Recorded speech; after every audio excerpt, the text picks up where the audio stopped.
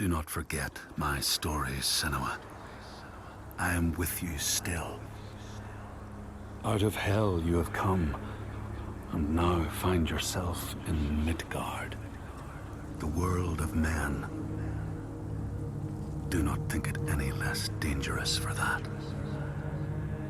Your path has taken you far from home, across the boundless sea, and you must go on to the heart of this place, to the heart of man. You have seen how the Northmen journey out to conquer, and this is one of their lands, as icy dark as Niflheim, yet as fiery as Muspel. It has not long been claimed, and they try still to tame it.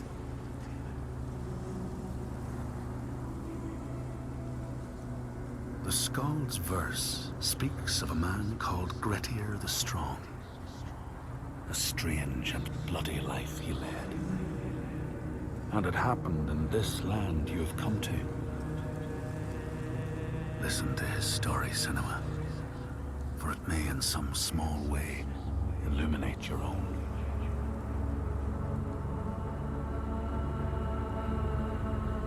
The Skalds say that in Grettir's time, a nearby farm was plagued by hauntings. A shepherd called Glamour was killed by some evil force, found dead in the snow, bloated and black. His body could not be taken to burial, because he was held fast to the ground. So it was left. 3 days after his death, the body was missing.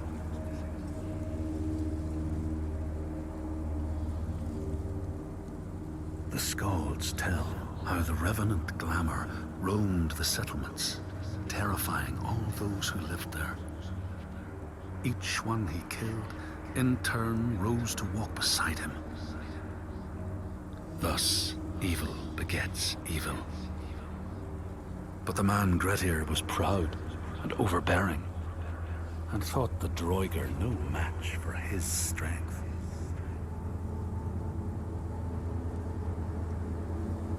The Skalds say that Grettir fought and killed the Droiger Glamour, but not before Glamour had cursed him.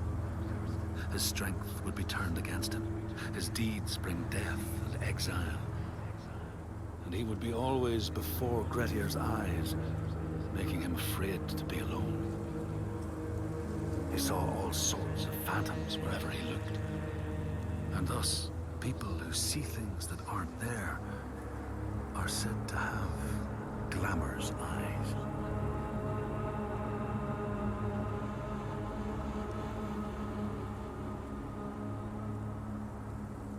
The Skalds tell how in the time of Grettir's kinsman Thorgrim, there was a terrible famine. No crops could be grown, and the fish fled the nets. It lasted years, and the people were desperate. There was no respite even in spring, since terrible gales from the north would rise up and set in for weeks. This is a cold and unforgiving land, Senua.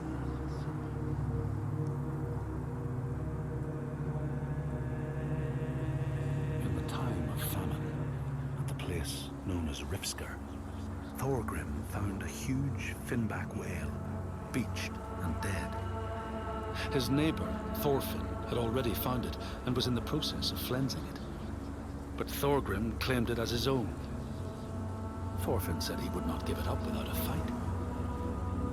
If that's what you want, Thorgrim said, let it be so. And he launched a blow at Thorfinn, cutting off his head in one strike.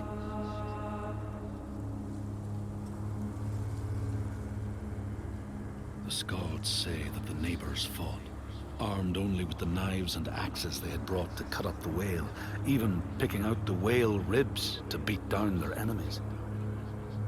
Thorgrim's men had loaded their boats with whale meat, but as they went to leave, one of their opponents struck Thorgrim's brother a fatal blow. And this is how hunger fates desperate men to come to blows, striking out against one another to survive.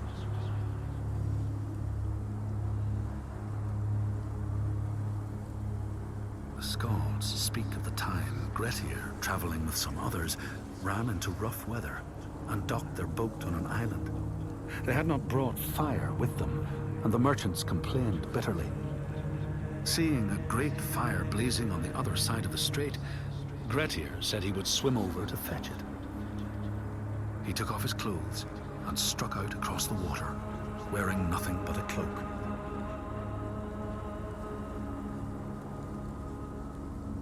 When Grettir came to the farm where the fire was burning, all was peaceful. By the time he reached them, his cloak was frozen stiff, and he looked like nothing more than some huge troll. The frightened farmhands struck out at him with the first things to hand, the burning logs from the fire. Grettir fought them off and got the fire he sought. But the sparks from the logs spread fire all over the house, and nobody survived the blaze.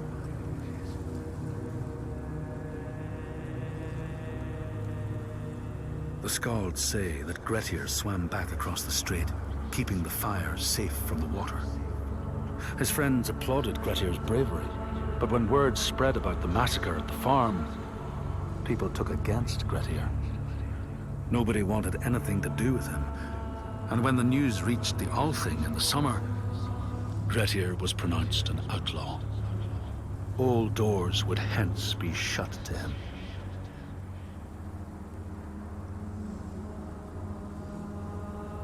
The Skalds speak of how Grettir, now an outlaw, took rest on the island of Haramsoi with a man called Audun. Grettir saw a great yellow glow like a fire rising from the ground. Audun told him it was coming from the burial mound of Kar the Old, who ever since he died had haunted the island, and warned him to stay away.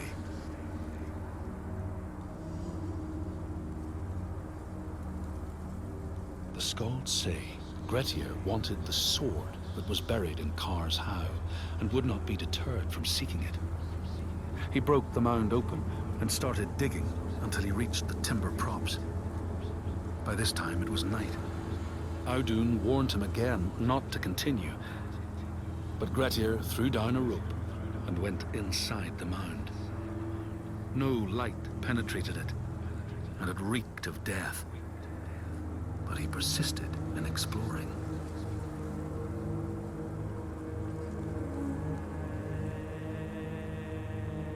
Grettir found the sword he was seeking, Kar's loom, buried in the grave mound. He went to leave, but before he could reach the rope, something grabbed him from behind, and Grettir realized the mound dweller would not let his treasure go. The two fought ferociously until Grettir got the advantage and chopped off the revenant's head.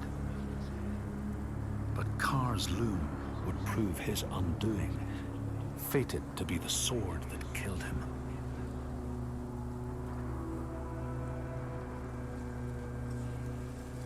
The Skald's verse tells how Grettir made many enemies with his proud and overbearing nature.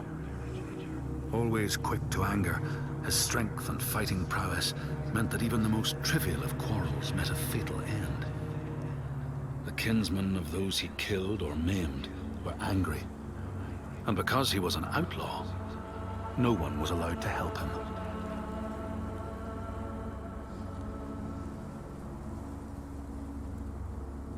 The outlaw Grettir fled to the island of Drangi. His enemies knew he was there, but he was still so strong and fierce, nobody could shift him. Thorbjorn, first among his foe, sent his foster mother to see Grettir. She was a Seithkona, and very wily. She enchanted a tree branch and sent it to wash up on Drangi. Grettir tried to cut it up for firewood, but his axe flew back and struck him in the leg. The wound blackened and festered, and Grettir feared his time was close.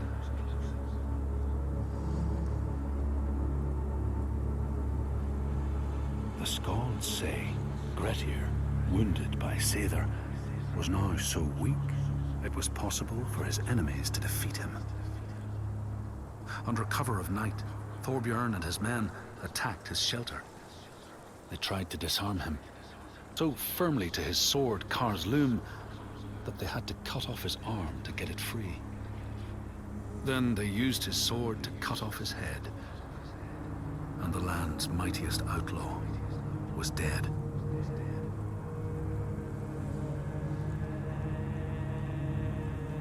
As the Droigar glamour had predicted, all Gretir's brave and fine deeds brought him misery. So fate makes prisoners of us all. But it was Gretir's nature that made him fight the Droigar, and Gretir's nature that led to blood feud and exile. So what is truly our prison, Senua? Is our path ordained, and we powerless to change it? Or do we blame uncertain powers for what we ourselves ordain?